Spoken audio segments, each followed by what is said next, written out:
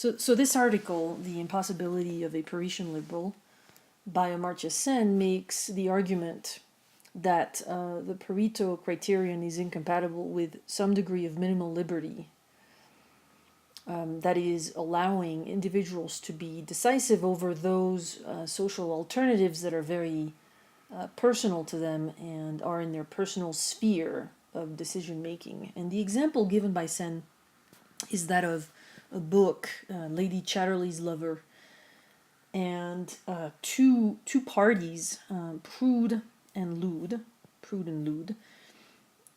and the question is, who gets to read the book? Is it Prude, is it Lude, or perhaps no one gets to read the book? So these are the three social alternatives. P is Prude reading the book. L is Lude reading the book. And N is no one reads the book.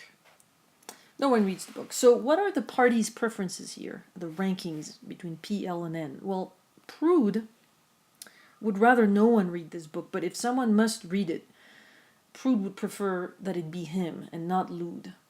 Prude does not like the idea that Lude would be deriving pleasure out of this book. So the ranking here is that no one read the book. That's the preferred alternative. But then if someone must read it, then it would be Prude.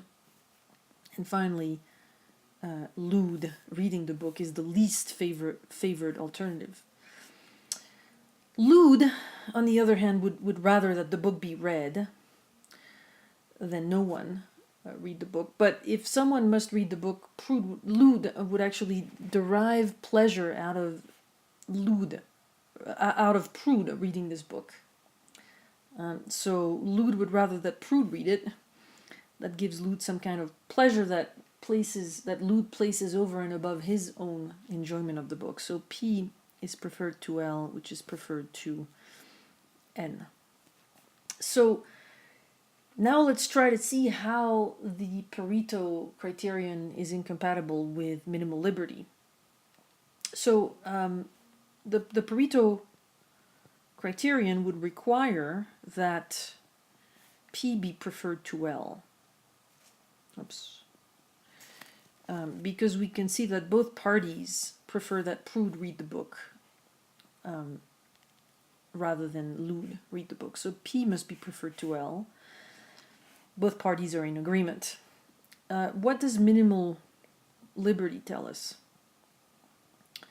Well, with minimal liberty, we're looking at whether a person read the book or not, right? That should be within their own personal sphere of decision making, whether you get to read the book or not. So the decision here is between Prude reading the book or not reading the book. And so if we allow Prude to be decisive, then we must have N be preferred to P. We cannot force Prude to read this book. On the other hand, for Lude, if we have to decide between Lude reading this book or not, then Lude would prefer to read the book. So we can allow Lude to be decisive and read this book. So what's interesting here is that if we require both the Pareto criterion to apply and minimal liberty, we generate a cycle. We have an intransitive social choice structure. Why? Well, P is preferred to L, that's Pareto criterion, and then out of minimal liberty we have L preferred to N, but then we also have N preferred to P, N preferred to P. So we have a cycle, and that's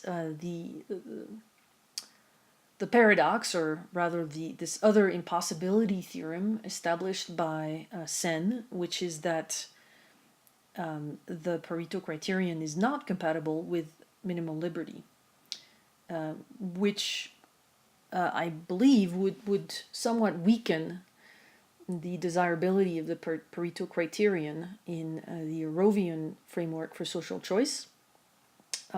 Perhaps the Pareto criterion is not so desirable after all if it clashes with individuals being decisive with respect to choices that do matter to them on a personal level. Something else which is interesting to note here is that if the conflict here arises because both parties place the other party reading the book or not over and above their own preference. So, Prude doesn't want to read this book, but sacrifices himself over Lude reading the book. And similarly here, Lude really wants to read this book, but sacrifices himself and has Prude reading the book instead. And sacrifices himself is not the right word that I'm using here. It's more the idea that Lude gets more enjoyment out of what someone else is doing than what he himself is doing, right? So, but if this were to change, if, for example, Lude would simply prefer to read the book over Prude, and then since and Lude prefers Prude to read than no one read, if this were the ranking, you see that the Pareto criterion would no longer apply because the parties would no longer be in agreement regarding P over L, right? That would be Prude's ranking, but not Lude's ranking.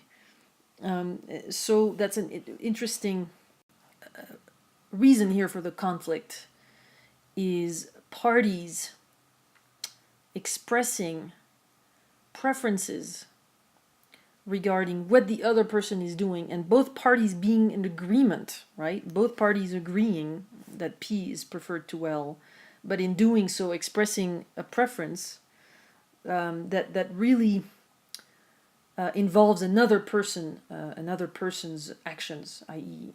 Prude or Lude reading the book or not.